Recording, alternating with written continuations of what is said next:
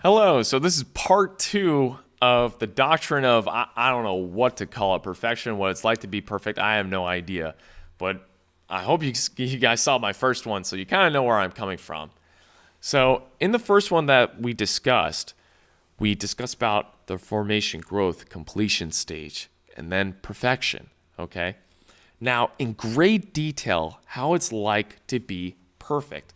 So through the formation, growth, completion.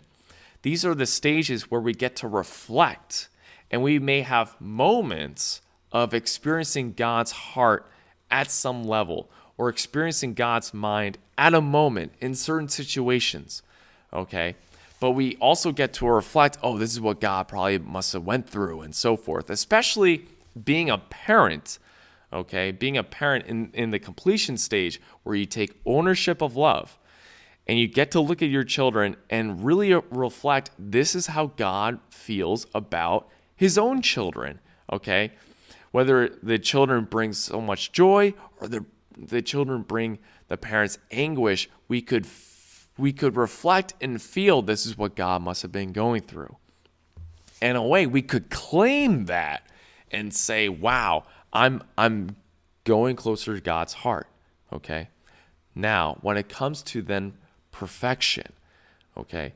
And this is the point where it's the total submission of your will, is the total submission of everything, which leads us to total unity with God's heart, which then our character, our heart, and our spirit are matched up to. Even our body can feel God, right?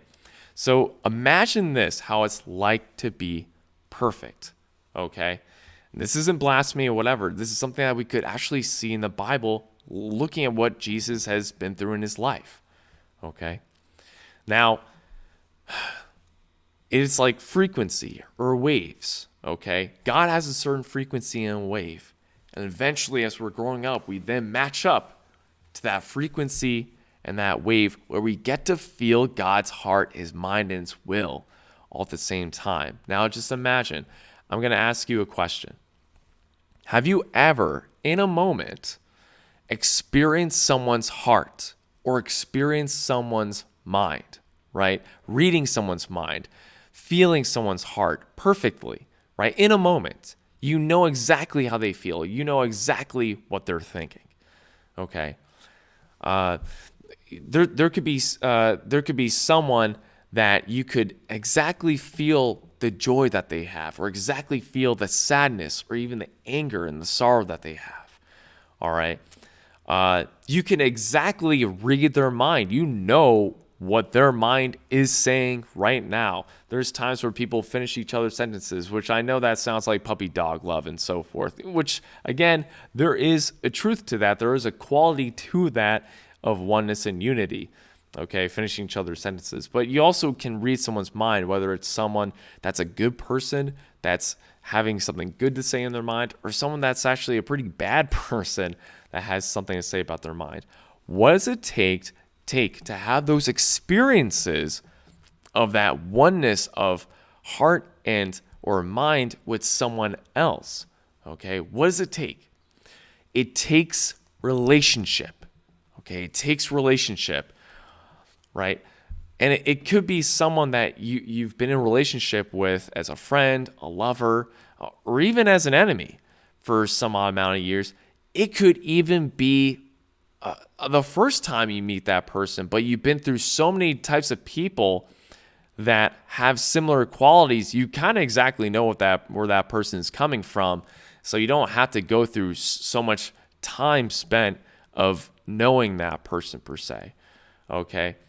You just kind of know that person through other relationships with other people. And although we're unique people, we're not totally unique, where we do have similar qualities, right, to each other. Good people have similar qualities to each other. Evil people have similar qualities to each other. Although we're unique, we do have similar qualities because we follow certain type of principles, okay? And, usually, for me, I love basketball, okay? So if I come across someone else that really loves basketball, that's new, I could share so much with that person shares so much with me, we could be like, oh man, we're like total buds. Like, it's as if we knew each other from our whole lives, right? Okay. So it takes relationship to get to that point of synchronicity, you could say, not synchronicity, to be aligned with someone else's heart and mind. Therefore, now translate that to the relationship of God. Translate that to the relationship with God, where we get to feel God's heart and God's mind. And this isn't of moments, this is of eternity, forever. Your heart and your will, your spirit, and even your body are totally one, aligned with God, right? All the time, all right? It's inseparable. It's indifferent, okay? It is the same, just like Jesus. Jesus clearly had his own will, where he did not want to go onto the cross. But we could imagine the feelings that Jesus must have had, where this is God's will, and I cannot deviate from that. For if I go away from God's will, imagine you would probably feel the pangs in God's heart. Okay? So I'm going to, these are very long segments, so I'm going to cut from here.